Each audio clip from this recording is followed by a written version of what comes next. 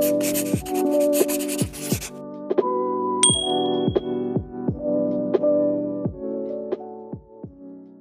everyone, welcome back to another video. So today we have a very anticipated video. I'm finally giving you guys a tour of all of my favorite Procreate brushes and where you can get them and how I use them. But before we get into it, let's hear a quick word from today's sponsors, Paperlike. If you guys have been around on the channel for a while, you know there is only one screen protector that I will use on my iPad, and that is the Paperlike screen protector. Paperlike is the iPad screen protector developed for professionals and artists who want the precision and feel of paper for working digitally. If you enjoy creating on your iPad like me, you might also find that the Apple Pencil slipping around on the iPad's glass surface feels unnatural, and the pencil tip gets stuck on the fingerprints and smudges. It simply doesn't feel right. You miss the accuracy of writing on paper, and this is where Paperlike comes in, a screen protector that emulates the natural feel of paper when writing and drawing on the iPad. The most significant challenges in developing the Paperlike were finding the right friction while keeping the material smooth enough so it doesn't eat up the pencil tip like sandpaper, like a lot of regular matte screen protectors do. Instead of sliding your Apple Pencil around on the glass surface, it feels just like a page out of your sketchbook. Each package includes 2 Paperlikes, as well as application guides and easy step-by-step instructions with videos to help you with a flawless application. If you're interested in getting one yourself, Paperlike is running a huge Black Friday and Cyber Monday site-wide sale, so make sure to check out the link in the description to get your own Paperlike screen protector while also directly supporting me and the channel. Thank you again to Paperlike for sponsoring today's video and being a longtime supporter of the channel.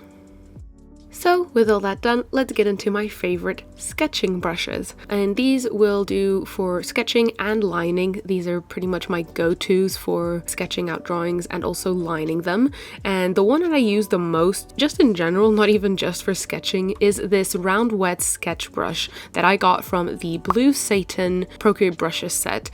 And this one is actually a little bit tweaked by me. I'll show you guys the differences here between the original round wet sketch brush and the one that I tweaked ever so slightly. So all I did was, under rendering, I changed the wet edges feature up to the maximum as opposed to 1%. And as you can see in the original one, minimum opacity is down to none. So in my tweaked version, I just kind of slid that up to 14% and kept everything else pretty much the same, if I'm honest. And that was pretty much what I did for the round wet sketch brush, but it's not really that much of a difference. So next up, I really enjoy the 6B pencil that comes with the Procreate brushes when you download it. And you can find this brush under Sketching in the Procreate app. This pencil is so good for sketching. It mimics a 6B pencil would on paper. You can use tilt functions on it to create a wider pencil grain, and it's just really nice. And then I really love this soft texture brush, also from the Bluesssatan brush pack. And again, it's just like a grainy, textured, soft brush. I really enjoy it. It has awesome texture and it goes really well for lining, especially if you like a little bit of grit to your line work.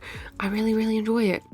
So I thought I'd do a little demo of me using all of these brushes as opposed to just showing you guys what brushes I like, because obviously it's a lot nicer to see them in action than just swatching. So I just took this little sketch that I had here on my iPad and used this to show you guys how I complete an illustration from start to finish using all of these brushes.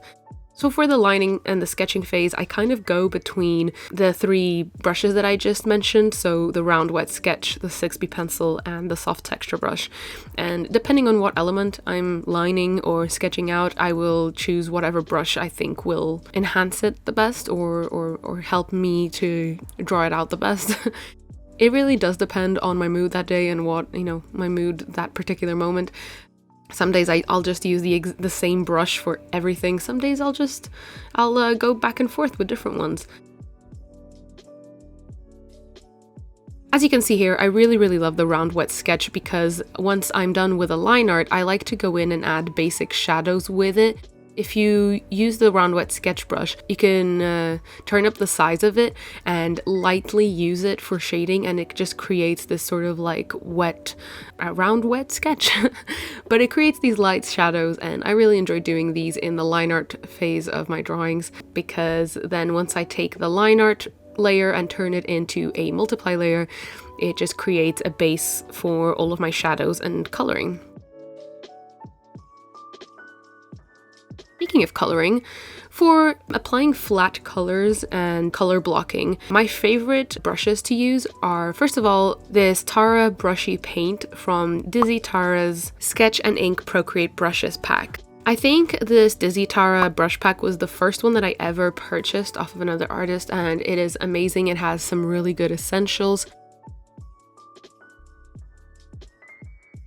But for flat coloring, I also really love this medium hard airbrush, which comes with the Procreate app, and you can find it under airbrushing, which I also really love. It's just a simple hard airbrush, and it just, you know, very useful for creating block coloring in backgrounds especially, and also making gradients.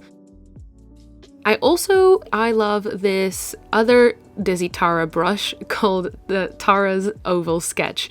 I've been using this brush for years now. It is so lovely because it's very versatile. You can use it for flat colors, you can use it for sketching, you can use it for rendering. It's honestly very ergonomic, and I really love it. And it's also one of her most popular brushes, and you can really tell why. This one is also from the same set that I got Tara's brushy paint. Lastly, I really enjoy using this Monoline brush from Bluessatan's brush pack. It's just a simple, extremely streamlined, solid round brush, and it's really perfect for graphic lining and doing graphic work because it's got just a very sharp, clean line, and it's very streamlined, so it creates very perfect shapes and perfect lines. I don't use it too much when doing, you know, portrait work and stuff like that, but when I'm designing stuff, it's definitely my go-to. So as you can see here, I go back and forth using the first three brushes for laying down all the flat colors. I'll usually use Tara's brushes for anything sort of like hair or skin related items because it has just a lot more of an ergonomic behavior, I guess. And I'll use the medium hard airbrush for anything background related because it just allows you to create gradients and soft coloring very easily.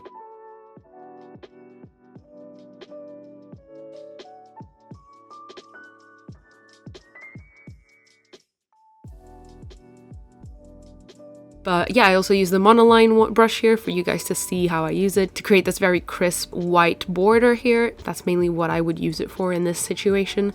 And as you can see here, I'm just using the hard airbrush, medium hard airbrush, apologies, to create this sort of background sky color blocking for now. I will go into it later and render it a bit more, but you know, for color blocking and laying down flats, these are, you know, the brushes that I would typically use, and this is how I'd use them.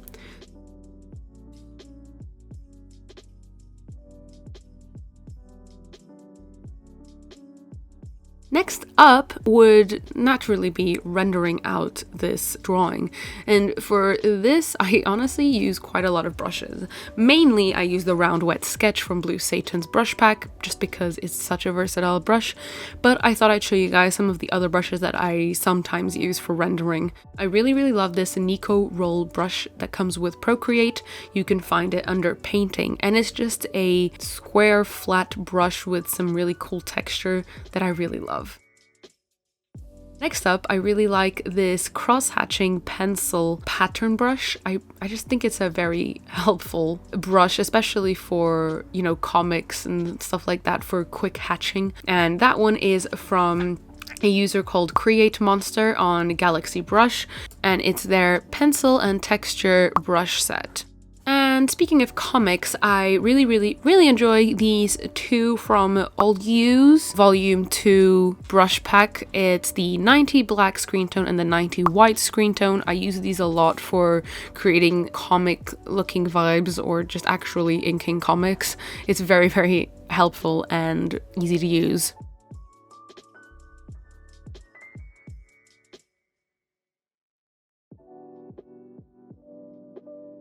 finally, I really enjoy this INKTOBER Mega Inker P419-1. It's a long name, but bear with me, and it is from one of the biggest brush packs that I've ever bought in my life, and it is George's INKTOBER 2017 to 2019 set. So it's got over 70 ink brushes and marker brushes for Procreate that he's developed for the course of 2 years. And I got this one over INKTOBER last year just to try them out, and I'm absolutely in love with them. But this one is probably my favorite from the entire set.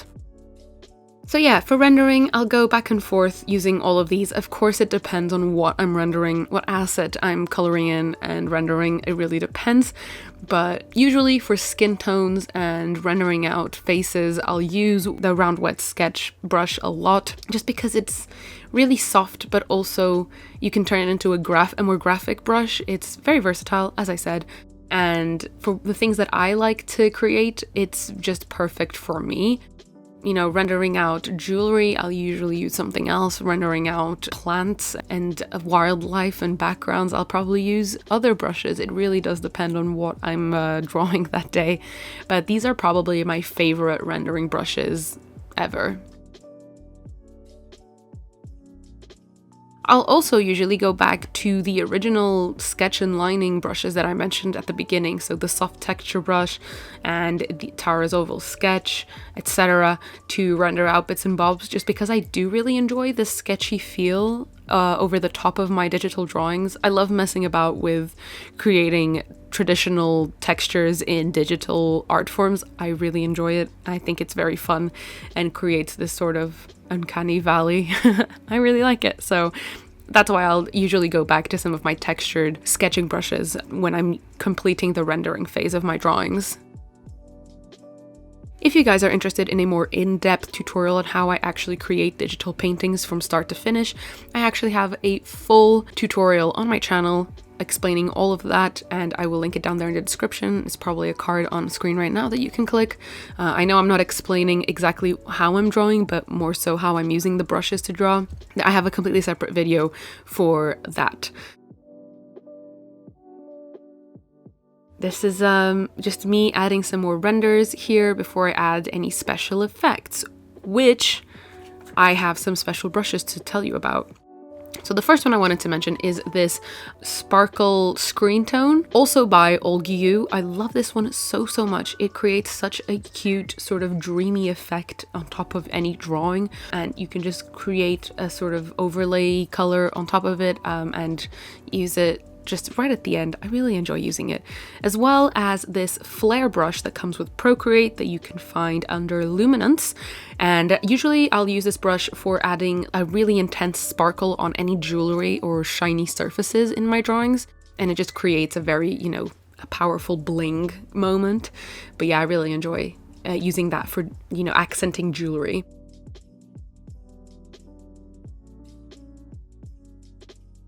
And finally, in my sort of special effects category, I have this brush made by MSSHANH is the username. But yeah, she's an awesome artist. I follow her on Instagram and she's awesome. And I love these tiny stars brush that she has in her cookie dough brush pack.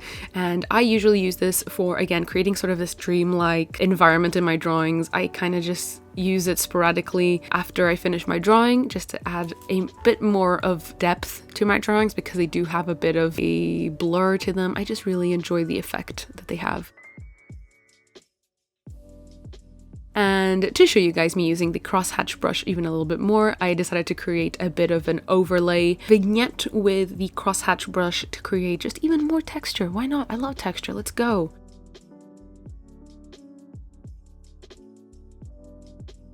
And finally, last but not least, I wanted to show you guys how I make my signature stamp brush. It's a very easy thing to make. I explained it in a video years ago, but I'm sure some of you might have not seen it. So what you want to do is create a square canvas on Procreate and draw out your signature, kind of big like this, have it nice and big, in white. And it's important that the background is black and the signature is in white.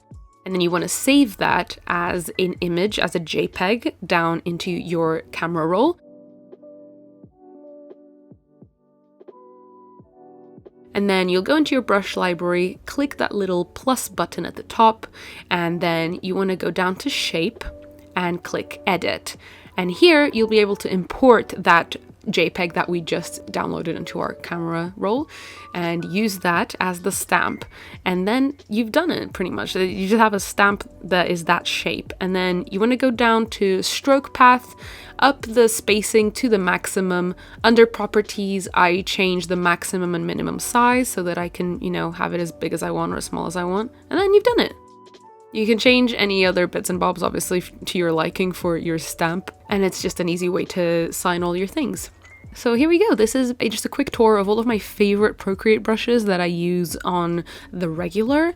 Let me know if you guys would like me to do a tour of any other brush packs that I've downloaded that I don't use as often. I'd be absolutely fine showing you guys that. Every single artist and brush pack that I've mentioned in this video will obviously be down there in the description below, so you guys can check out these brush packs and maybe support these artists by purchasing them yourself. Thank you again to Paperlike for sponsoring today's video. Thank you for watching today's video, and I will see you guys in my next video. Bye bye!